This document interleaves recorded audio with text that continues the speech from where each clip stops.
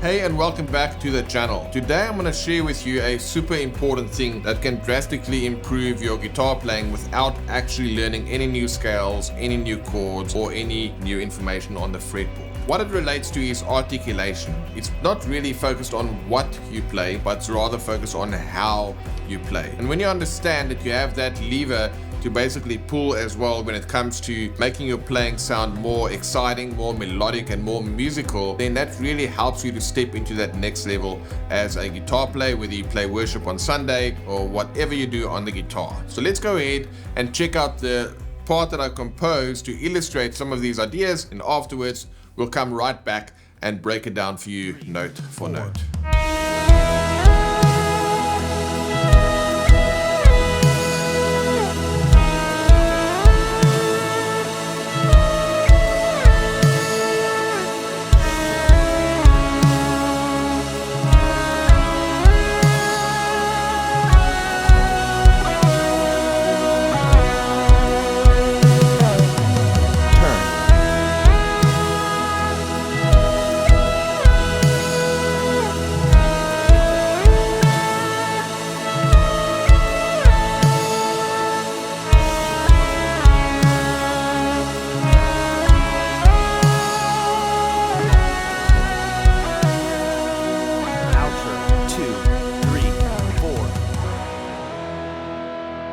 Alright, so there you go. It's a very simple part, but the techniques that it's using there is super useful. In fact, in our video that we published last week, you would have seen a lot of these articulation techniques in use with some really cool guitar parts. But for today, what we are focusing on is articulation. Now, we're playing this over a simple progression, which is 1, 4, 6, 5 in the key of E. So that is E, A, F sharp minor, B. So if you want to go ahead and grab that track and even the PDF with the tabs of this exact part, go ahead and check out the link in the description. Now let's quickly look at what is articulation. Well, articulation is a combination of 5 things. Remember, it's not focused on what you play, but rather how you play it. So a hammer on is when I can pick a note and then hammer on to the next one without picking it again.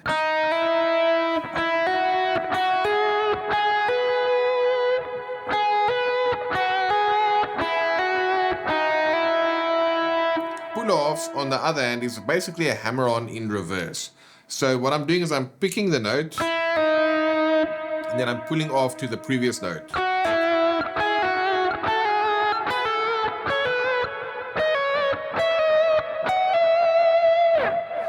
So those are 2 very important techniques. Another one is slides. When I pick my note,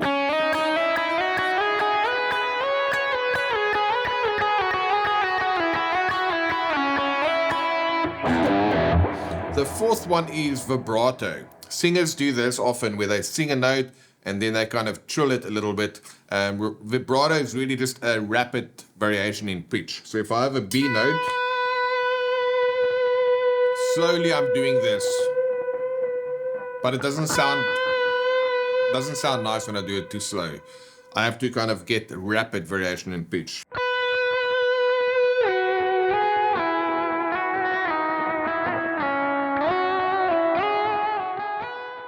And then finally is string bending,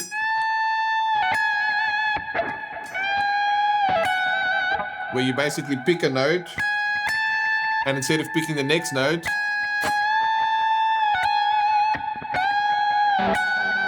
you bend into that next note. And that's a technique that, again, the tuning of your bending, of your bent notes needs to be really right in order for that to sound like it's in tune. So those are our 5 articulation techniques. We've got a whole course on all of these essential guitar techniques at our Worship Guitar Skills Academy if you want to check out a link in the description. But as promised, let's go ahead and break down the part that I played. Now, as we said, our chords were E.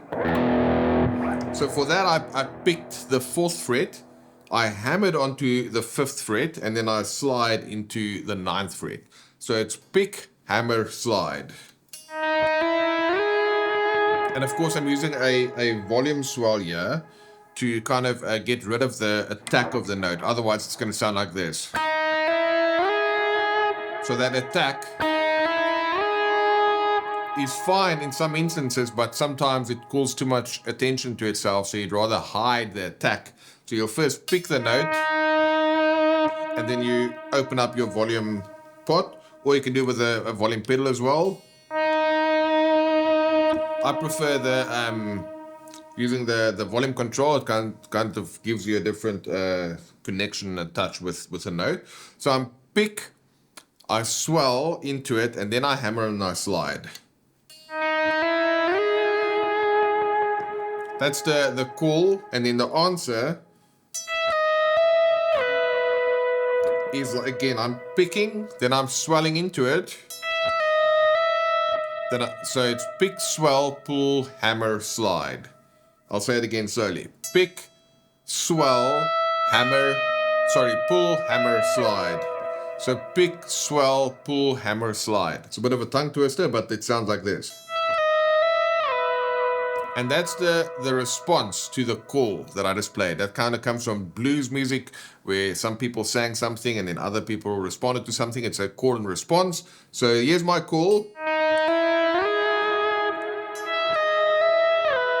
And that's my response. Then I take the same idea over the A chord. And I just change my notes. So it's going to be pick, hammer, slide to 10. So pick, swell on 4, hammer to 5, slide to 10. Then it's again 12, 11, 12, slide to 5. Then for this C sharp minor I went, which again, pick, swell, hammer, slide. And then pick, swell, slide, slide. For the answer. So my first call, then the answer, then over A, the answer, then over C sharp the call, the answer, and then for B, for a bit of variation, we add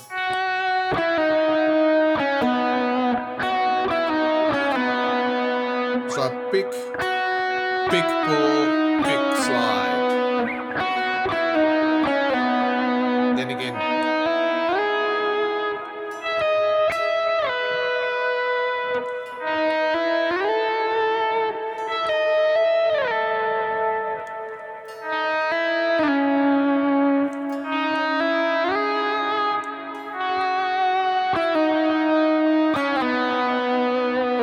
Let's go ahead and play that once more with the track so you can see it in action and hear it in action over the chords and over the backing.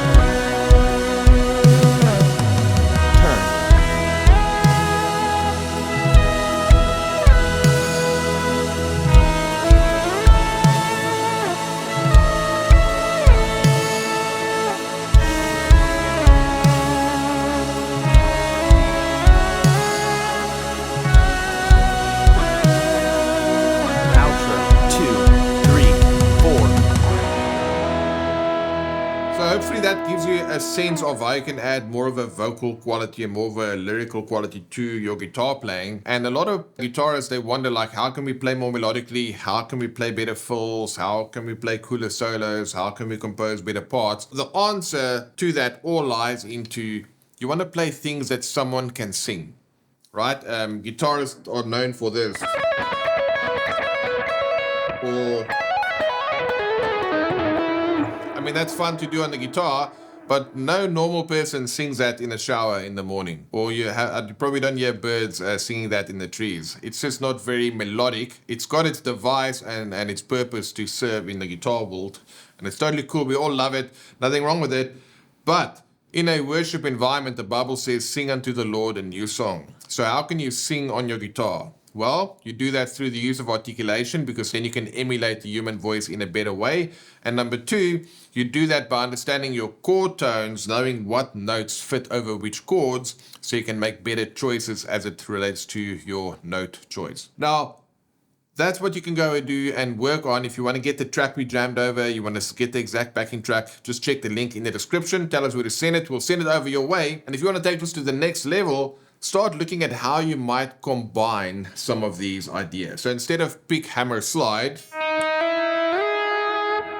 that's pick, hammer, slide. I can go pick, pick, slide. Pick, pick, slide, or pick, hammer, slide, or pick, pull, hammer, slide. There's just 3 different ways in which you can play that same idea. And that's kind of like if you're into comedy, maybe, the way the different comedians will tell different jokes, it's going to have a different rhythm, a different pace, and a different delivery of the punchline. They might tell the joke the same way, but one guy is going to get way more laughs than the next one in terms of their delivery. So it's not really about the joke or about the notes. I mean, that's obvious. You have to have a good joke and does have to have a good punchline and all of that. But your delivery is really key. And it's the same with how you play the guitar. The notes are important. It has to fit over the chords and all of that kind of stuff. But it comes down to how you're going to deliver this. And maybe to draw this to an end, imagine 2 different scenarios when it comes to a sermon. You might have one guy that doesn't really have conviction in his heart. He doesn't really believe what he's saying. And this is kind of saying all the right words on a Sunday. And maybe he prepared a script or he ripped off another sermon and you're just kind of going through the motions. Whereas you might have someone else who might not have a deep theological knowledge of the Bible, but the guy just had an encounter with God and his life was changed and he's super excited in terms of how he's going to deliver that, and he just wants to tell everybody about his great experience. That excitement is going to resonate with the congregation way more than a perfectly polished speech that someone doesn't really believe in as it relates to a sermon. So you want to do that with your guitar. You want to have that conviction, that excitement, and all of those kind of things to communicate ideas in a lyrical way, in a vocal way, to sing on your guitar. And articulation is going to be one of your best friends as it relates to